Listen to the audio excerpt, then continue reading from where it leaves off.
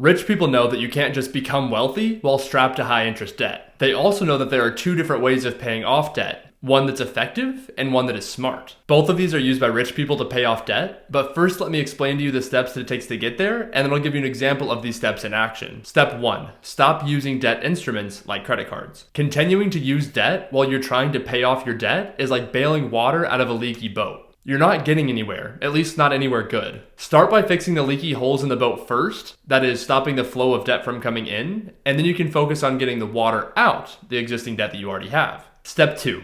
Figure out your current monthly income and expenses. You need to know how much money you can commit to attacking your debt each month. This might sound like a lot of work, but I recommend having at least 3 to 6 months of expenses figured out so that you can find out what your average is every month across that period of time. Once you know your average monthly expenses, compare that to your average monthly income, and the difference between these two is going to be called your savings rate. Your savings rate is the most important tool that you have, and the bigger your savings rate, the faster you can pay off that debt and the faster you can start investing. In this step, you may realize that your expenses are higher than your income or pretty close to your income. And in that case, I would pause here and figure out how you can increase your savings rate by decreasing your expenses and or increasing your income. The way that the math works, because of the interest rates on your debt compounding over time, if you can double the amount that you're putting towards your debt, you can more than double the speed at which you pay off your debts. So it's worth it to sacrifice for a period of time in order to speed up this process significantly.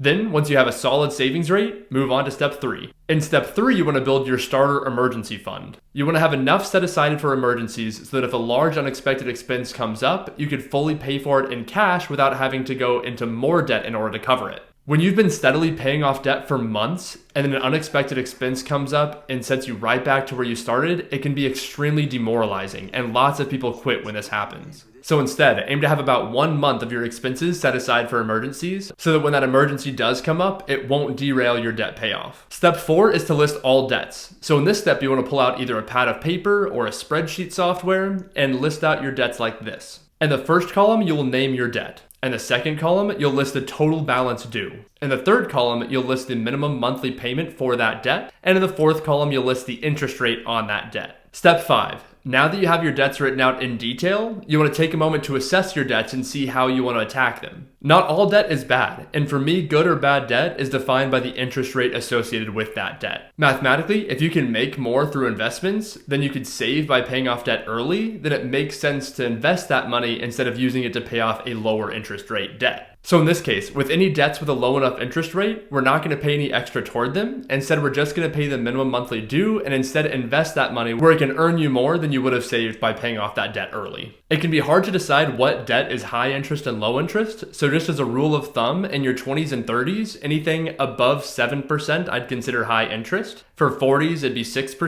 50s 5%, and 60s 4%. Also, for anybody that's approaching retirement, I usually consider any debt when you're retired to be bad debt, so it may be a good goal to also try to pay off any debt that you have before you retire. Also, if you're really conservative, you can shift these numbers down a percentage point, or if you're really aggressive, you can shift these numbers up a percentage point. Just keep in mind the trade-offs you have between risk and return, and consider talking to a professional about your investments. You also need to know yourself in this process. If you're paying the minimum on debt in order to invest the rest of that money, but you're not actually investing that money and instead using it to buy non-essential items, then you'd be better off putting that money towards debt even if the debt's at a lower interest rate. This means that investing instead of paying off lower interest debt is an option that should only be available to you if you're able to consistently, month after month and year after year, invest that money that you're saving. Step 6, choose a debt payoff strategy. There are 2 highly contested methods for paying off debt, but both of them work. So the best option for you is the one that you can stick with consistently. These 2 options are often referred to as the debt snowball and the debt avalanche methods.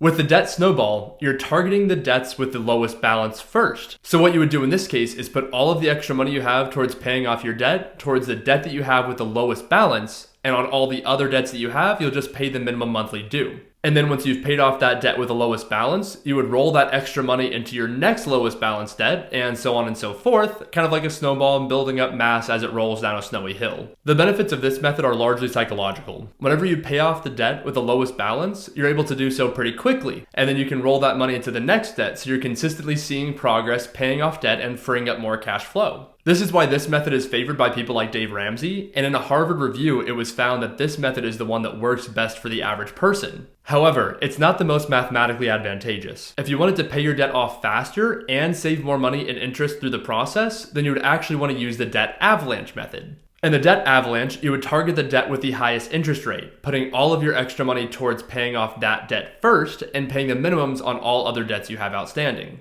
Then once you've paid off that debt with the highest interest rate, you would roll that money into the debt with the next highest interest rate, and so on and so forth, more like an avalanche. As I said, this is the method that is going to help you pay off your debts the fastest, and it's going to save you the most in unpaid interest because you're paying off the debts with the highest interest rate first. But it can be hard to stick with consistently, especially if the debt with the highest interest rate is also a debt that has a very large balance. In that case, you can end up paying towards that debt month after month and not getting it paid off for months, if not even years, which can be very demoralizing. I'm including a link to a website in the comments of this video that let you run projections on how your debt payoff would look both with the snowball and the avalanche method, so be sure to check the comment section to see which one works best for you. And once you've chosen between these two options, then you would move on to step 7. And this is where you automate the process. Keeping up with all of your debts and making sure you're sticking to your chosen strategy can be very difficult, so I'd recommend automating the process by having every other debt besides the one that you're targeting set to automatically pay the minimum due every time that bill comes due. Then set up the debt that you're targeting to have your savings rate automatically applied to it every month, or if you want to set it up this way, every time you get paid. And this way you barely have to lift a finger. All that you need to do is make sure that you have enough cash in the bank to cover your debts as they come due, and then to maintain that system as you pay off a debt. And that's it.